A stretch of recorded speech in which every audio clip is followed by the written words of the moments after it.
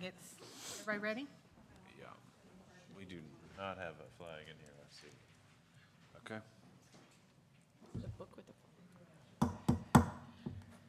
We call this meeting of the Nelson County Board of Education to order on November 11th, 2025 at 5:30. Please join our board team as we recite the Pledge of Allegiance.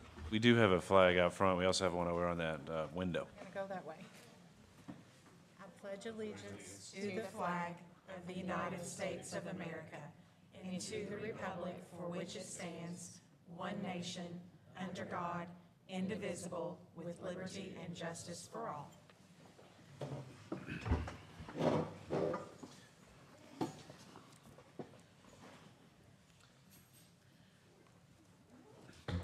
All right. In the Nelson County Schools, we unite students and staff with people, place, and purpose to thrive and work in life. So our meeting agenda tonight, our goals are learning more about Boston Schools' priorities, evaluating next steps for facility planning, and discuss parents in the know feedback. With that, we are going to start with Ms. King, Ms. Principal King here from Boston School. Hi, everyone. These are our priorities currently, kind of some of the things that we're doing here at Boston School in the Brain Gym. First is, it says practice every day, never stop improving, Boston Smart. What you see here is also in large size right here, and it is the swarm cycle with Brian the Brain. Oh, right here. Yes, and basically it was born about almost 1 year ago exactly, and we just wanted to teach kids how they learn.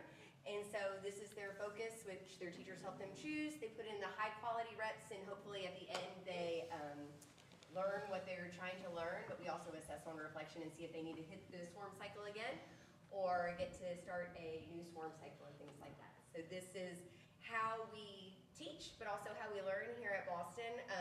I can statements are the foci, and then the reps might be I ready or activities that they do in the classroom, and then assessment is crossing the finish line. So that's kind of how we've put in elementary Boston, kind of strange spin on things. Brian has seen a lot of action. The Brain Gym is where the magic happens. Every need, every day, Boston proud. You are currently in the Brain Gym. Yes. Will you, if you're going to walk around, will you grab the mic? Oh, yeah, of course. I just want to make sure that everyone at home has the opportunity to hear the great things that you're doing here at Boston. All right. So Wes, also about a year ago, came into this space and said, Nikki, you need to do something with this space because it was just tables and we didn't have the kids in here. And I got really anxious because I said, we just figured out how to work this school we just moved middle school out. So I didn't know what to do. And so he said, take your time, slow down. So we slowed down and we started thinking about intentional places to have learning and how we could do that on a dime and kind of utilizing resources and things that we knew how to do. So we recovered some cushion seats over here, and we got some risers. This is the presentation area, some seats back there, and this is the space where students come in to learn at their level. We split up kids at their different levels and work with them right where they are.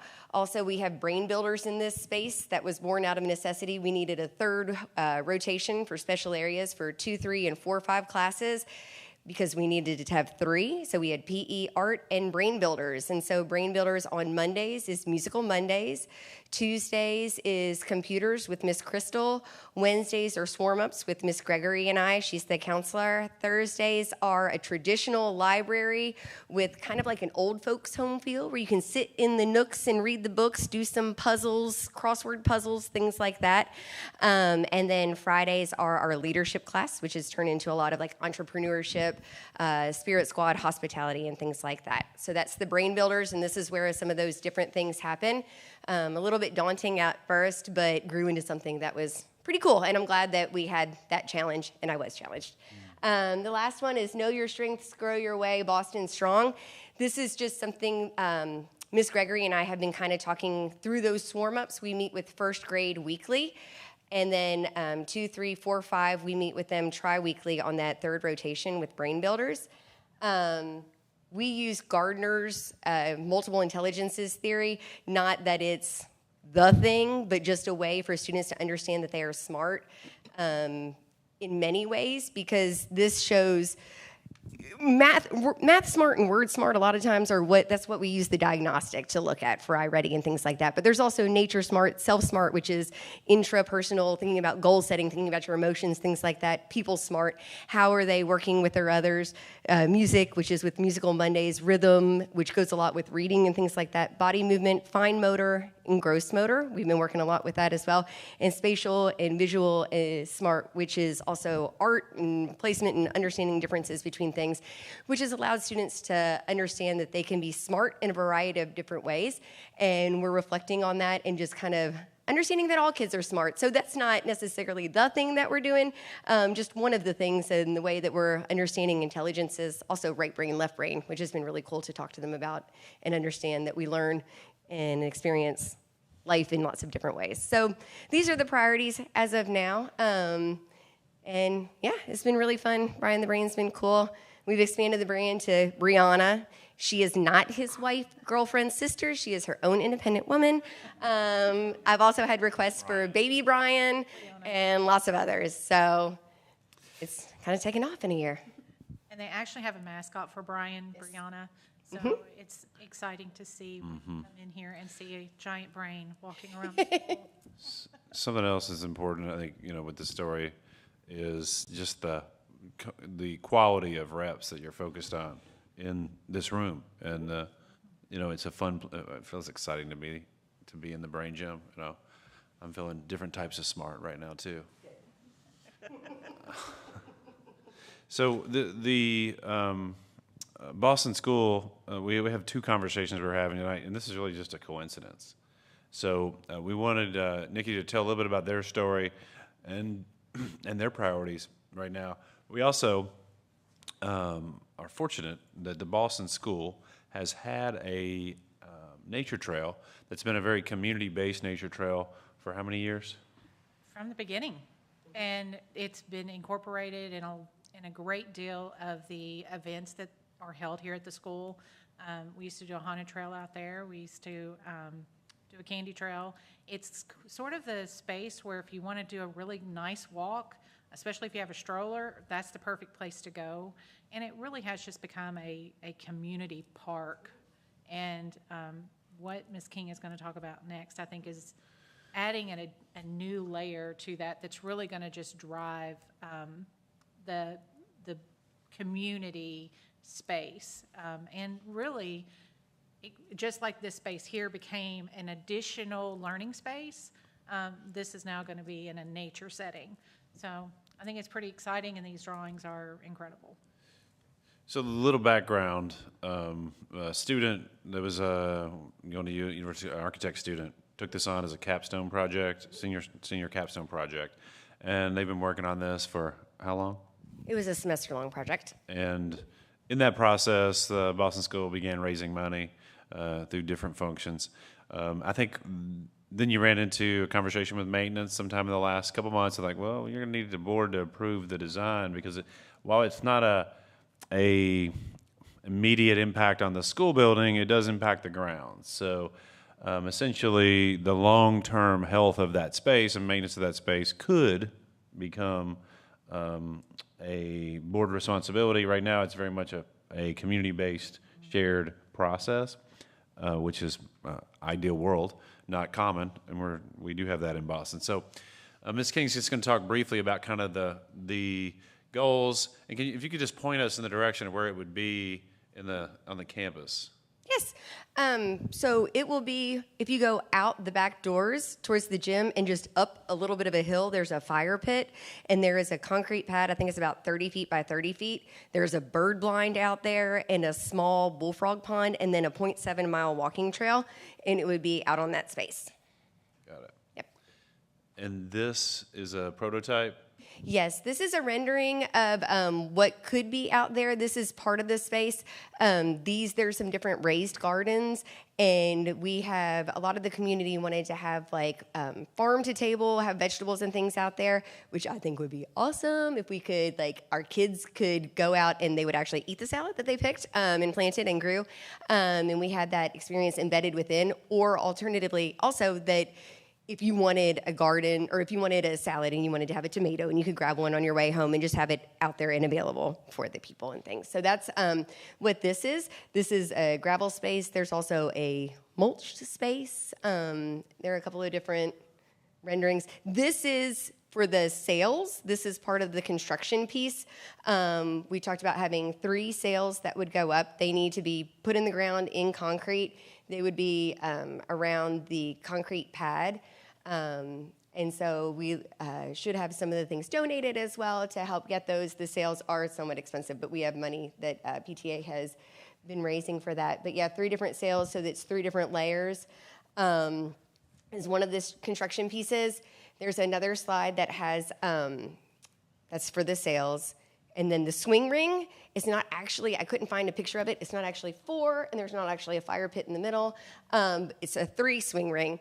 But so they would kind of be together and looking out so that you could observe the children playing while you're up on the swing ring with the 3 connected. They were talking about even having an extra space here so we could have hammocks that you could hook in. Eventually, I think a hammock city would be pretty awesome, like a reward. If you earn something, maybe you get to go out and read in the hammock city for an hour or something on a Friday. I don't know, just a thought. So that's the swing ring. And then the last one is a frog pond deck. We used to take our 2nd grade out. There are bullfrog tadpoles out there, and so you can go out and see them in the water. You can learn a lot from the ecosystems out there that exist. One of the things in 2nd grade, also a science standard, is seed dispersal. And so there's the sticky seeds, and so you go out and you're just walking on the trail and you're like, these seeds are stuck to me. And it's like, oh, well, what do you think happens with that? And so we had that conversation in 2nd grade. This would be a conversation that you could have, go out. There's space for all the kids out on the bullfrog pond deck to where you can have a space where they can go out and observe nature and learn from it and learn some of those science standards as well. So those are the 3 pieces of construction that we're wanting to do. So just as some context, this is not common that we would have a architect that was working as a part of a program in a university that would work with community to design something like this. And it is part of a larger project that's 15 years old in the Boston community. We're very fortunate to consider it, but it would require, some discussion from the board and approval to move forward because they would be somewhat semi-permanent structures. And because it's permanent structure, it marries us to the long-term maintenance of that space. But Have sufficient funds been raised to cover the cost of doing this? Yes, we have money raised through the PTA and then also a private donor with some funds here at school as well. And so we have enough to do these things in addition to having the work donated and some of the materials donated. So we'll at least it's divided into different phases. The landscape architect had done that.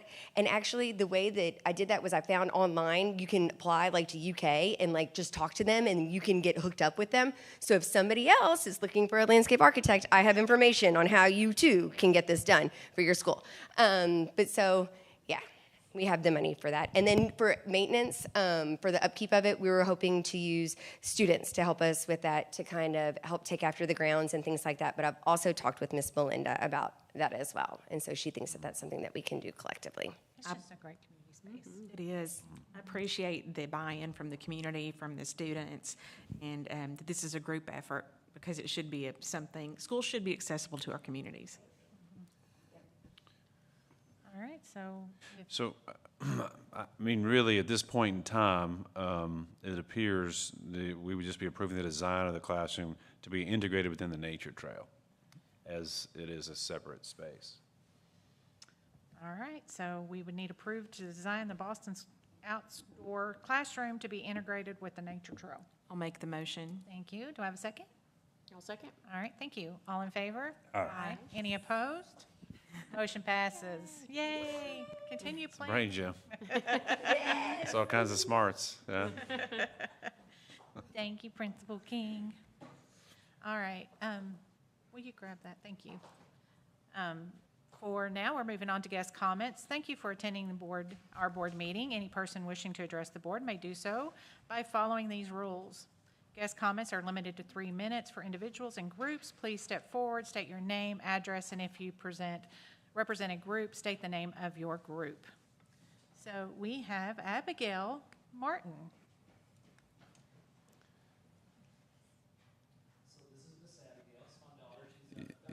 I think you got to turn the mic on, maybe.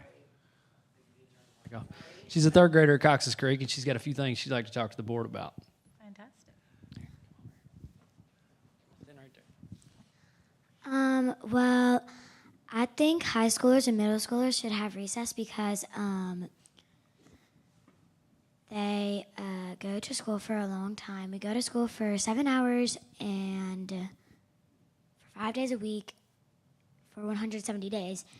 So, and they do most of their work on Chromebooks. So I think that they should have recess because it would probably be really helpful because they're probably stressed about a lot of things in that type of grade. And I also want to talk about why we have homework because I think homework is just terrible. Because you have to go home, even though you go to school for like so many days, you still have to do homework. Because like I think your teachers talk enough. So they should be able to not give us homework. Because homework is very boring.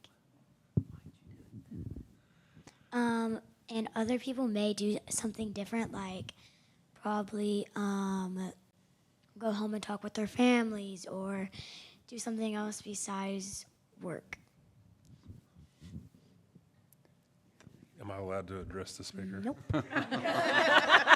Could you please talk to my boss and see if I'm allowed to have a recess, please? Because I too would like a recess.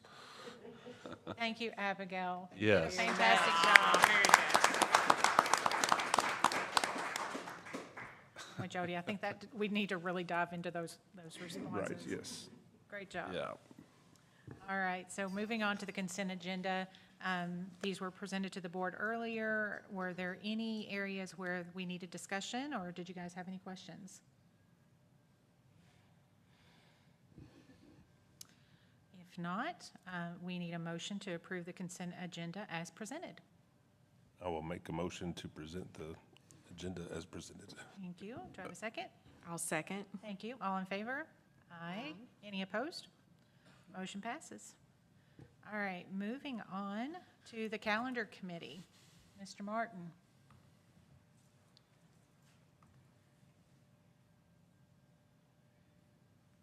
All right. So last Tuesday, this group of people met for the calendar committee meeting. Just as a reminder, in terms of timeline or purpose, the purpose is to gather a diverse group of stakeholders across the community to really recommend a school calendar for the board to vote and approve on. Our intent is to meet again on the 9th and then have a calendar ready for you guys to review and hopefully adopt on the December 16th board meeting. So just broadly speaking, this is just kind of an overview of what we talked about last week, but this would mainly be referencing a teacher calendar or a student calendar. So as a reminder, our teachers are contracted 186 days. 4 of those days are holidays, so that's 182. The state mandates a minimum of 170 days with instructional days with students if you're on a regular type calendar, which pretty much leaves 12 staff work days per se.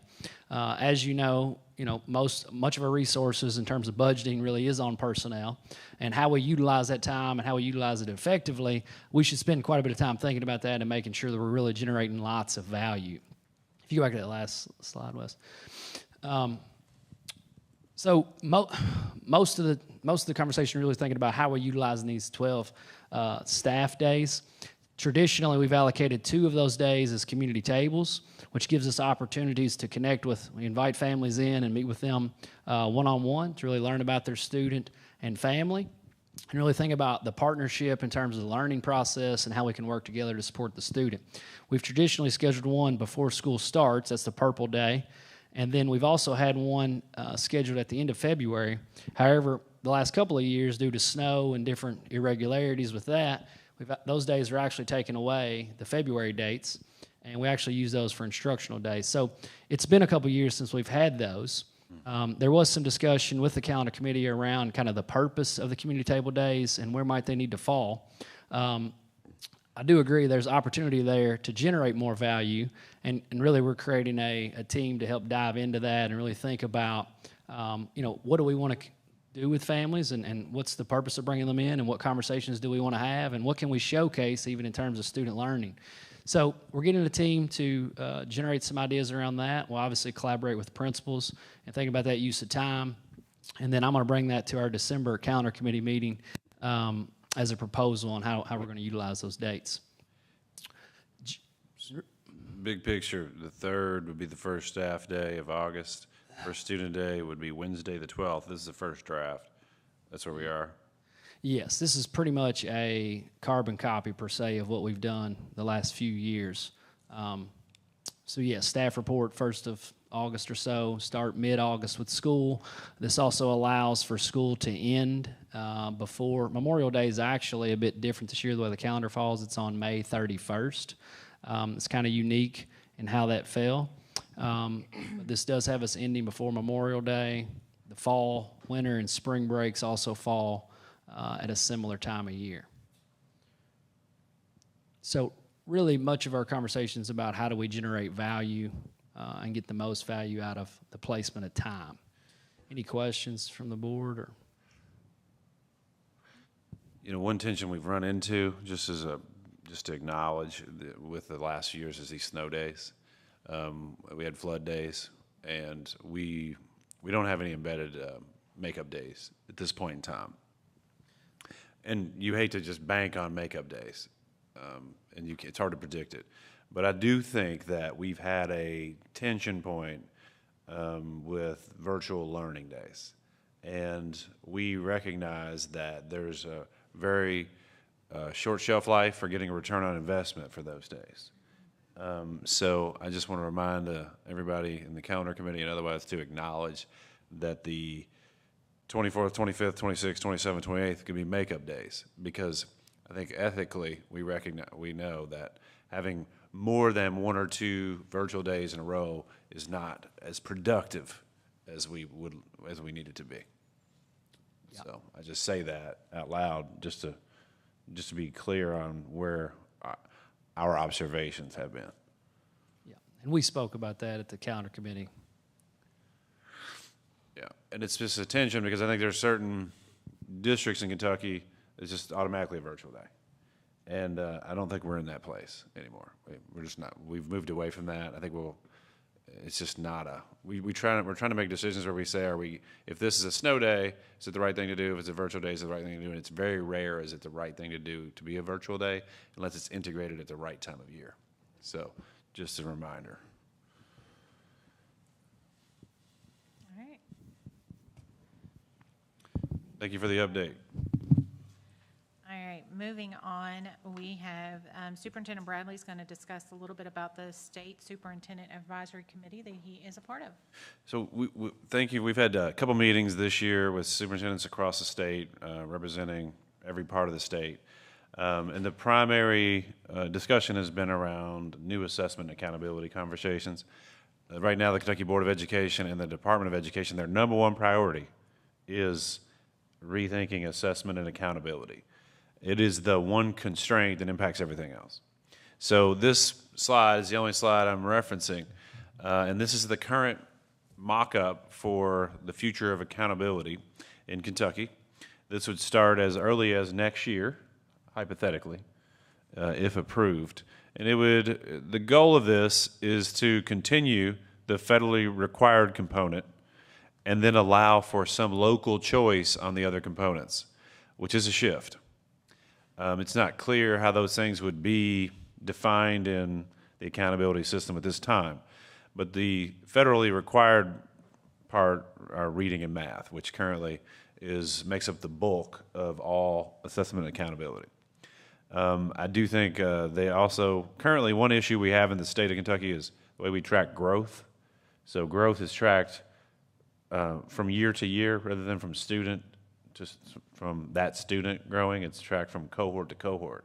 So you got 150 kids, well, the 150 kids change, not the same kids. The goal in the new model is to track the student.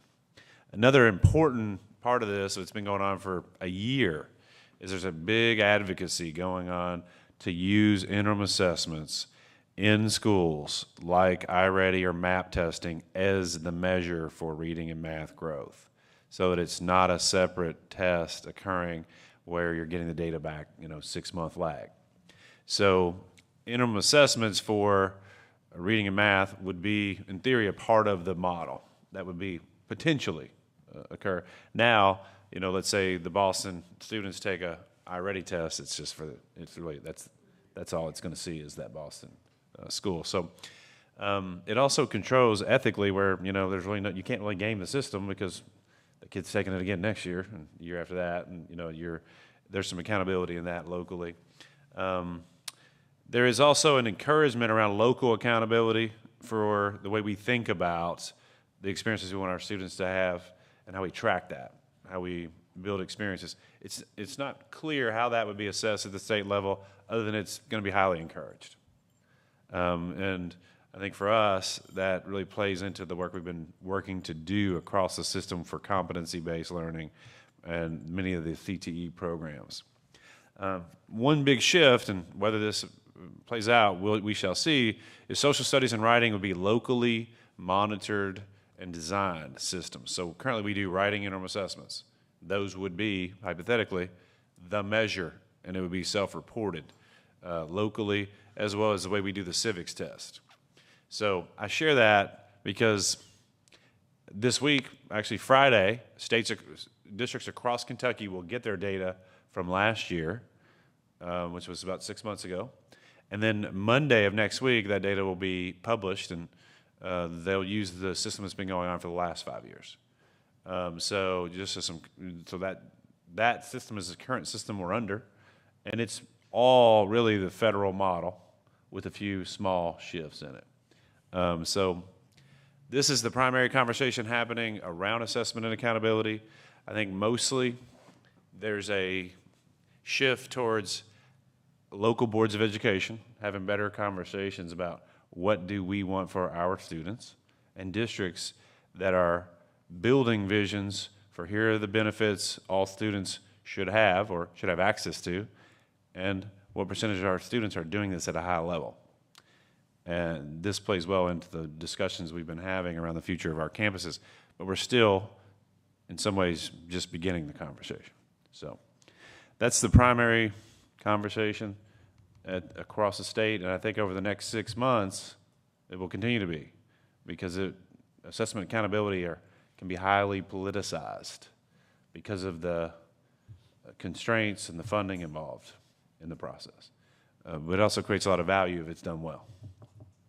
I appreciate the use of the local component, particularly for the interim assessments, because that's a natural part of the instructional process. And so we talk about needing meaning and value to the assessment of students, and integrating things that actually teachers can use immediately instead of waiting months and months for scores.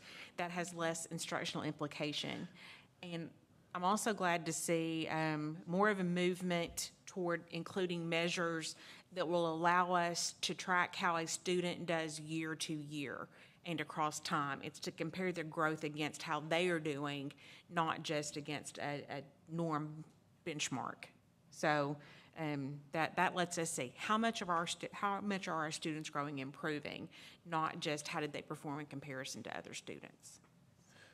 I think that was probably the part that really encourages me, that it is individually looking at students and their growth pattern. We know that not all students learn the same and grow the same. Being able to kind of celebrate those moments and knowing that there's achievement across the board is going to be nice to see. I hope this is something that they do really not just look at and dive deep in, that they are going to make these changes. Like they're really going to make sure that this is something that's going to be useful for every school district, not just ours, but that it really becomes something that we can build on and see that growth and see where the shortfalls are immediately and not waiting until the student's like out of your building, and definitely out of the classroom. And I believe the state has been collecting feedback on this, so I think if those processes are still open, very likely you may be able to see it on the QR code. I think it would be good for people to provide feedback, because there you have the nationally required measures, which are essentially on the right, that the feds mandate when you take federal dollars, but there's a little bit of wiggle room within that in terms of what can be done or administered.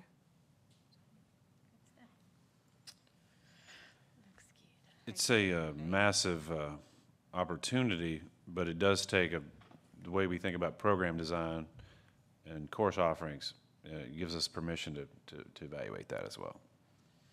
Thank you, definitely for the update on that. All right, and next we have Mr. Martin again for facilities next. So this is just a quick reminder on some of our facility conversation. We just had this just a couple of weeks ago, the last time we connected. But these 5 projects, obviously lots of action that's occurring for those. Up Center and Bus Garage, continuing to work on exteriors to close those in, to really focus more on the interior. Once you get the exterior shored up, you can shift focus to the interior per se. Also, in conversation with the construction manager, really making sure the bus garage is finished so that then the personnel that's working on that space can then shift all their attention to the Up Center is also a priority that has been discussed. For Thomas Nelson Middle School addition, last week we had our pre-construction meeting. It was well attended among all the subs. Also, I'm sure you guys have seen an invite already, but on Thursday of this week, we have our groundbreaking ceremony that will be occurring at Thomas Nelson at 4:30. I'd love to see you guys there. And currently, the priority among the construction team is really mobilizing. Their construction trailer will be coming out pretty soon, and then also setting that site up to begin that process. Nelson County High and New Haven are in the design stages. We're collaborating with architects and construction managers weekly on those designs and hope to have those updated for you guys shortly. Nelson County High School, the goal right now is to determine where the building would sit within the relationship to the Up Center. They're also meeting with architects this week and engineers to evaluate where the softball field will be transitioning to. And that's been going on for just a few weeks. I will say the softball field is a conversation that we will be having in the spring as we look at that opportunity, because it probably have to move in advance of any of the other site just by where it is. And it also, the season ends in May, and in order to get ready for that next season, it would have to begin shortly thereafter. So by that time, the bus garage will have been removed from the site. The buses will be removed from the site. It gives us a lot more opportunity to see that whole lay of the land at Nelson County High that you can't really see right now because of the bus compound. So those are 2 big pieces in Nelson County, and there is a team at Studio Kramer working on different design concepts at Nelson County High School. We should be putting some of those in front of you in December. And those are very much built around teacher and programs working together in different ways. So We've had some questions sent to us as board members in the past month regarding what I see as kind of ongoing or intermittent questions around smaller projects, such as at Cox's Creek for a bus awning.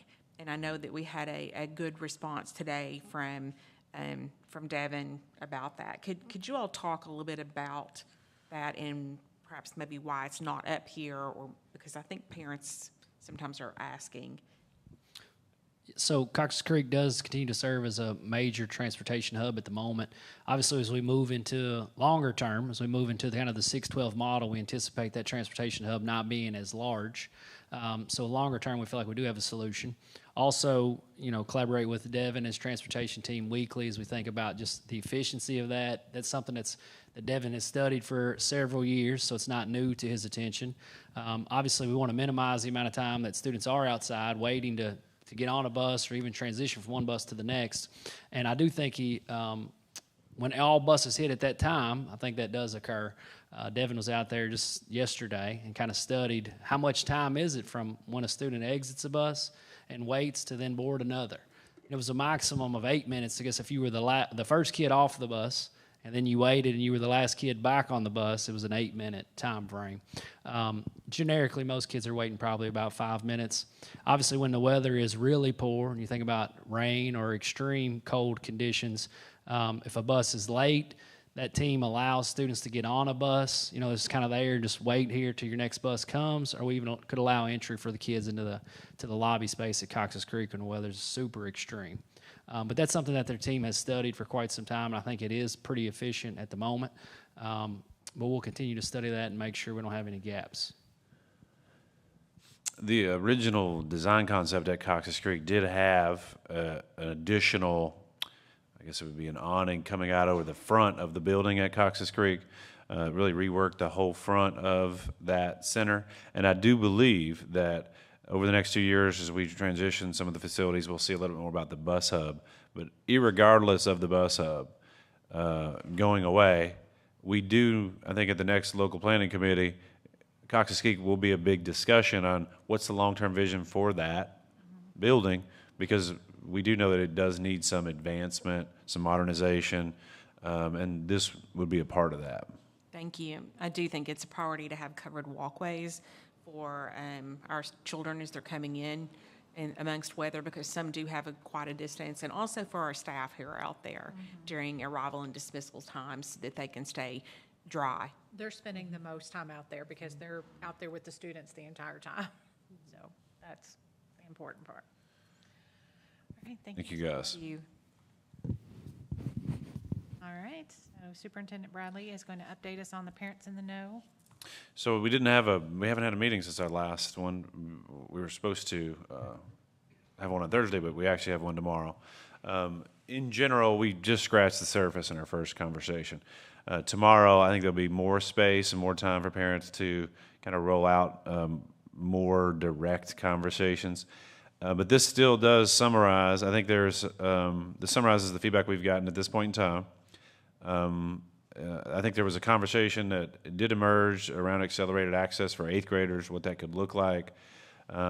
Program building as a whole, how are we thinking more about alignment, K-12?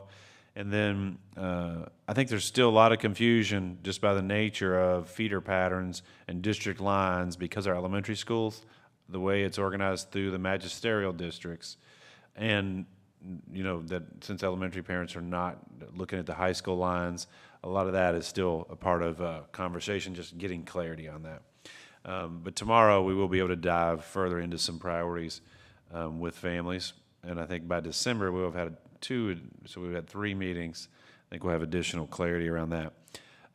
But I will say we have a great parent group, and I think tomorrow will be a nice, I think we should get further in that conversation. All right, so moving on is board calendar and celebration? Or is there something else there? No, I originally I think I was talking about taking these dates off and giving you guys this space to think about these over the next month, because we talked a little bit about locations and reimagining. So one of the tensions the board has is how do we engage in communities and schools in a meaningful way? And I think board meetings can be one way, but we also are trying to figure out other ways of doing that. This, really, there would be no action to take tonight, assuming that we have over the next month an opportunity to evaluate dates. So really, it's my mistake, and I listed these out just as examples of what, if we duplicated what we did last year, next year. So we have 5 weeks to kind of consider.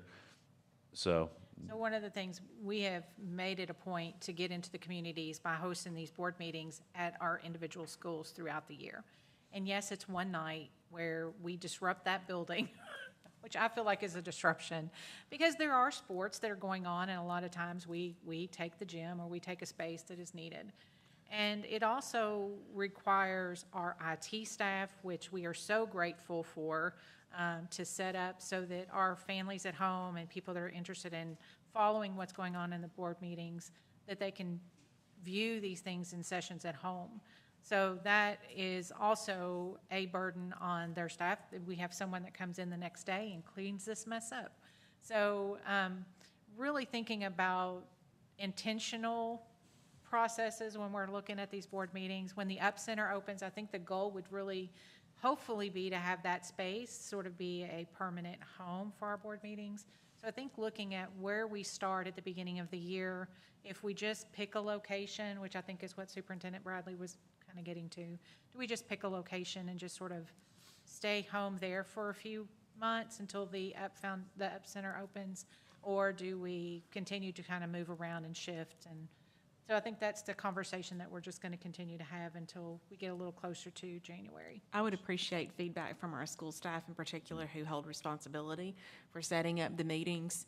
And again, I believe that so much of the intentionality is to put us into the schools. But in reality, we are here at a time when we don't have students and many staff present. And I think we need to continue to seek more meaningful ways for us as board members to be involved in processes when students and staff are here. So we can see what's going on. And I think that's on us. That is our responsibility to make sure that we are present and that we are connecting with our schools and we are connecting with our parents. That is on us, and I agree 100%. Being in this building at 5:30 does not give us access to the staff. It doesn't give us access to parents. It doesn't give any access to students. That is something that we need to be very thoughtful of when we are sitting in these roles. So I think, again, it goes back to creating an atmosphere that we can walk in, everyone's prepared, and there's not a big breakdown of equipment. And again, my heart goes out to the people that come and set this stuff up and break it down. You know, that takes energy and work, and I just want to make it easy on everyone and be productive. So again, I appreciate you. We are not going to address this tonight. Yep. Thank you. Oh, but I want to go back to celebrations, though. So the Up Foundation had their gala last week, huge success. I don't know what the overall totals were, but I know there was a huge crowd there. It was a great night. Thank Miss Arnold and Miss Hogan and everyone that pitched in and that made that night happen. I know the board, that foundation board really played a big role in that night and did a lot of work. So it was a great night. And I'll reiterate what Mr. Martin said. Groundbreaking at Thomas Nelson on Thursday. I encourage everyone to show up and be part of that and celebrate that moment. Hopefully it is not going to be this cold. I'm hoping for warmer weather because it will be outside, some of it. All right, anyone else? I'd like to say thank you to all the staff and everybody that's a veteran for Veterans Day today, and we appreciate your service. Our ROTC program leads those programs around the county, and they do such a classy job of that. And they've continued to for decades. So I appreciate the number of parents who've engaged in the Parents in the Know process, because I think that's a good, meaningful way for us to have input and hear directly what parents' voice and thoughts are about decisions that are made by this board. and I just wanted to shout out Abigail. Looks like she's finishing up her homework over here, and we appreciate you speaking. I think we should thank Abigail for coming and speak. It is agree. hard enough to get in front of anyone and speak, let alone in front, holding a mic. So thank you for being here tonight and speaking your voice. I love it. We I love it. believe you. We're gonna continue to encourage it. So you tell your friends.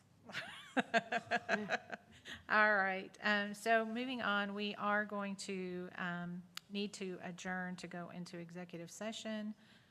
I've lost my place. So we need to enter into executive session pursuant to KRS 61.8101C for discussion on student discipline. And we need a motion on that. Make a motion. I'll second. All right, all in favor? Aye. Any opposed? All right.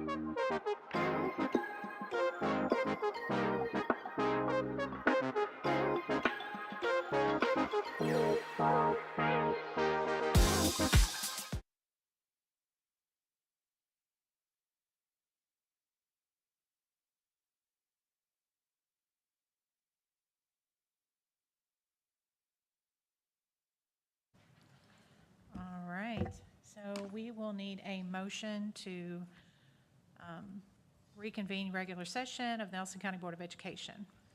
I'll make the motion. Thank you. I need a second. Second. All right, all in favor? Aye. Aye.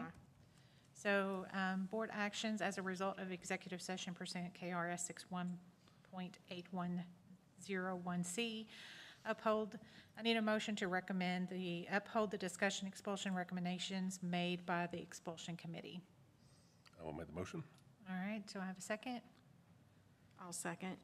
All right, all in favor? Aye. Any opposed? All right, motion passes. All right, we will now need a motion to adjourn the regular session of the Nelson County Board of Education. I'll make a motion. Thank you. I need a second. I'll second. Thank you. All in favor? Aye. Any opposed? Motion passes. Good evening, everyone. Time to go watch Kentucky and Louisville.